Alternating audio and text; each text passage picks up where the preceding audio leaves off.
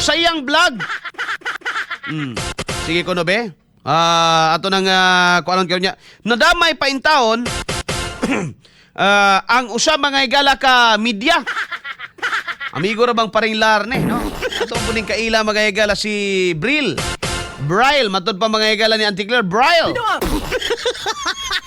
Damay pas Bril Montalvo mga higala sa TV5. Gibirahan ka ni Auntie Claire Bril? Ay! Naman po video diri gab nga gibirahan si Bril ni Auntie Claire. Napod kanang kuan yata. Kanang sunod, kanang nagsunod ana mo nay kang Bril. Para kang Bril na eh. Wala paminaw sa natos BP Sara bago na to sunod ang tubag mga higala ni Auntie Claire. XFM Katropa. Castro is a spokesperson of the president and the office of the president, or hindi ko alam kung kaninong spokesperson siya. Pero by the fact na spokesperson ka at merong C ng office of the president dyan, dapat maging professional ka sa mga sinasabi. Tama, di ba? Wala man ay, di man na banat. Maupod na atong ginaingon, mga katropa, di ba? Dapat naaisilyo diha sa Office of the President, naaisilyo diha sa palasyo, ayaw patakag mama. Ulit dautan bagod na mga higala, is that bias? Kana mga bias man gud nang dili lagi na bias. Panawagan na nga, be who you are or who you supposed to be. Kinsa man ka, Palace Press Officer. Simple, plain and simple. Be one. No, dapat pag-act as one mga higala. Dili kay act as political commentator kay kung ingana manggaling ka, di nagprograma unta sa kapariya namo diri kay para naa kay liberality mga higala nga makabanat. Di ba? Dili kay gamito nimo naa ka sa official function and then banatan nimo ang kalaban sa politika. So, ang mga tao nga nagtanaw imbes nga neutral, buingon na makalagot man imong bayhada niya. Wala naman lang kailaing basulon diha. Oh. Kuni mo tingog di karong adlaw, basig kaning baha mga higala sa Cavite ug baha sa Luzon, baha sa La Union, baha sa Marikina usat halos gibaha ng tibok Luzon eh. Pati itong bangka mga higala nga nabanlas dito sa Batangas mga igsoon. Nga imbis kay mudahik unta nabanlas, basig ipasangil gyapon to nilang digong. So ang tao nga maguna-una di na maguna saan ni digong, no? Sa pabagod ng digong. Sila nga, saan ni digong kay na-flood control atong kuan. Ang pangutana, wala ba flood control project sa 22, 23, 24? Kung ang flood control projects ni digong 16, mga higala, 16, 17, 18, 19, 20, 21. Kana, nga period, gilunop og 22, mga higala, sa 2022, makaingog kag matay. Pero kung gilunop 2026, nganong adto mamagas 10 years ago? May man kon ang last project sa flood control is 10 years ago. Di ba? Kung ang last project sa flood control was 10 years ago, kana. Mga kaigsoon, ito nang ang Davao, ilang gibuki kay ang last project niya mga higala sa flood control was 10 years ago. Oh. Muna kan si Digong ilang singil ana, mga katropa. Pero na may rason nganong matipak, na may rason nganong mo deteriorate 10 years na. Imagine og flood control mga higala mo salo sa current sa tubig, sa volume sa tubig. Di ba? The same nga ilang rason nga ilang gigamit sa pagkapalpak mga higala sa project diri sa Mawab. What do they call that? Very social, very technical, force majeure. Force majeure.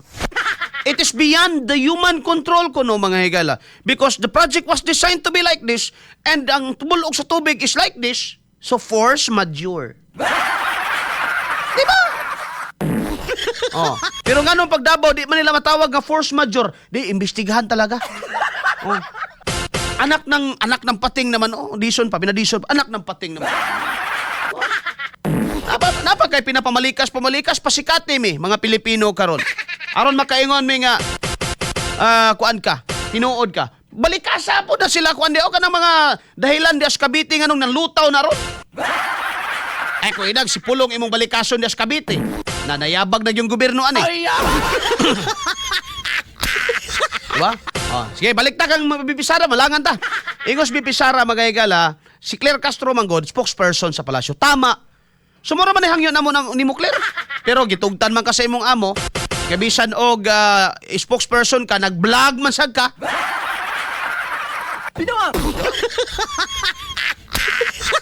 Ga-vlog man sad ka.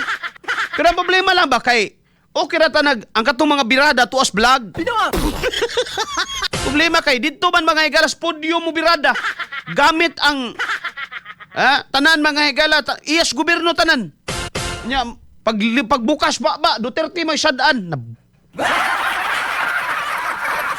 Sorry pero musurok ang dugo na to. Oh, sige. Padayon ta baga katropa. She doesn't have the liberty na tulad sa atin, no, na pwedeng magsalita ng kahit anong iniisip natin. Stop. Simple ang pasabot mga higala. She doesn't have the liberty. Wala siya di ba siya unyo siya kagawasan but constrained siya by being palace spokesperson or press officer o siya tawag siya mga higala nga santil mo. Constrained siya ana nga realidad. But pasabot di siya pwede magpatakag istorya. Nga naman kung mulitok ang iyang baba, gumikan kay official siyang tigpamaba, it is deemed official statement. Sa ato pa, kung ako na may galang gamitag logic karon, the official statement of the government is kasalanan ng mga Duterte. Di ba? Because every time magahigala nga dunay mga pananglitan na mga project na unsa diha, the palace mga higala is kabi kadali makaingon kasalanan ito ng nakaraang administrasyon. Although siguro lahi ang pagkasulti, but maura gyapon ang tenor mga kaigsunan. Without investigation, no? Without even looking into that event mga higala, dali ra kay makaingon siya declare kasalanan ni Duterte.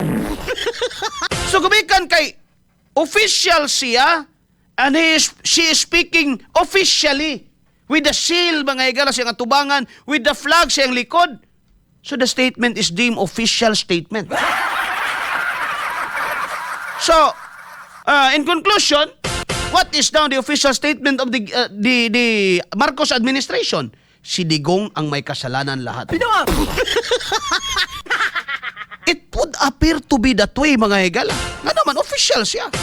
Pero kung adto siya sa vlog niya, bahala siya dito scatter siya dito, problema na niya. Di ba? Oh. Sige. Palayon, Gab. At kahit ano opinion natin. Kasi nagsasalita tayo para sa sarili natin. Pero kapag may scene, sa likod mo, sa harap mo, kung ano yung professionalism na hinihingi galing doon sa opisina na yon, yun dapat ang ipakita at ibigay mo sa taong bayan. Tama. Sige. Ang tubag ni Auntie Claire ani mga higala, kadto ba da ang Friday gibasa na nako ang tubag? Katropang Arnel Cortez. Naana sa ako mga higala hunahuna unsa itubag mga higala ni ni Auntie Claire. Oh, ang professionalismo mo ana gyud ni. Ang professionalismo yung nagtatrabaho, yung hindi palaging wala sa bansa.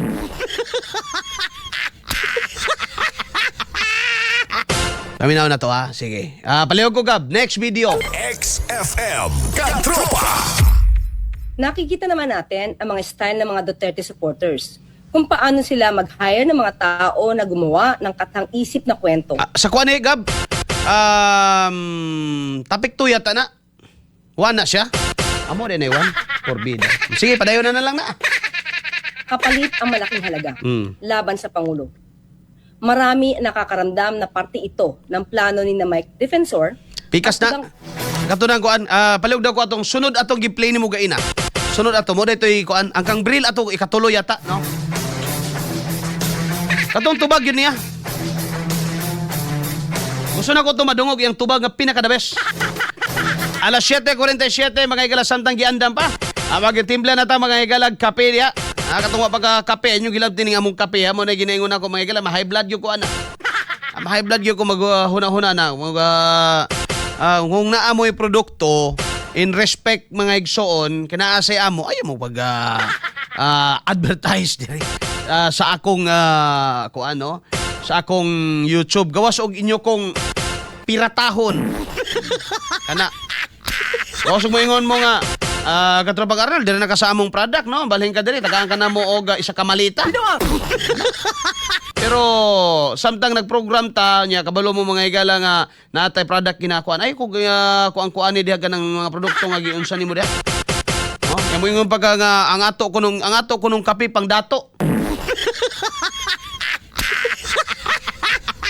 Ibu ko ng imong kape si mong kalimutaw. Ay! Di ba kay one way of kuan maguna no pag discourage sa mga nagtan-aw nagkuan nga ayaw mo palit ang kape ni katropang Arnel kay pandato na. Og dili ka ayaw ay pandamay ayaw ikaw ayaw magkuan. Di kay mag-comment pagka diha. Di tay nga na ka amigo do. Alas 7:48 bagay galan Dagnas buntag. Mao na gyud siguro na. Mao na gyud siguro. Ha? Kamay na lang, no? Sige. Okay na. XFM Katropa. Ang tunay na professional Yan. ay nakikita sa gawa at hindi sa salita lamang. Ang isang leader na professional ay nananatili sa bansa upang mamuno, lalong-lalo na sa oras ng kalamidad. Sumusunod sa batas at hindi gumagamit ng dahas. At humaharap sa mga akusasyon gamit ang malinaw na ebidensya sa halip na pag-iwas o paninira sa administrasyon.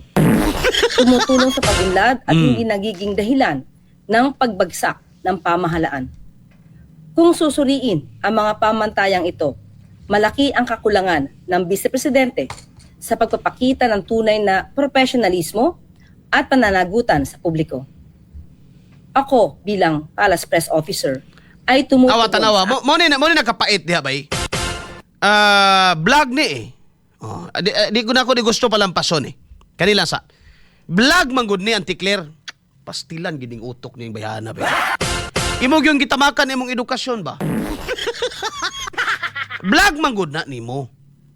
Kami nga mga Pilipino, we're trying to put a demarcation line nga pag nagtindog ka, you are a Palace Press Officer.